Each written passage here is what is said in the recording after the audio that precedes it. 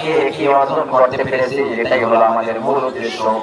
এই যে 5 দিন ব্যাপী হাজার বছর যদি মাহফিল হয়, তাফসীরুল কোরআন হয়, আর আমাদের আমলে যদি কোনো পরিবর্তন না হয়, আমাদের কিন্তু কোনো উপায় নেই।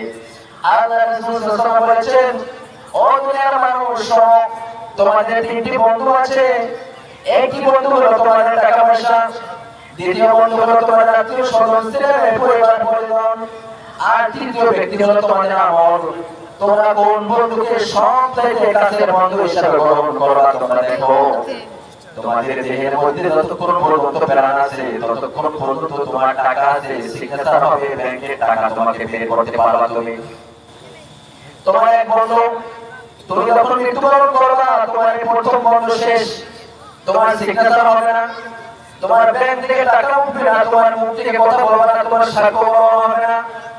এরপরে দ্বিতীয় বন্ধু, তোমার দ্বিতীয় বন্ধু হলো তোমার আত্মীয় স্বজন, ছেলে মেয়ে, পরিবার পরিজন।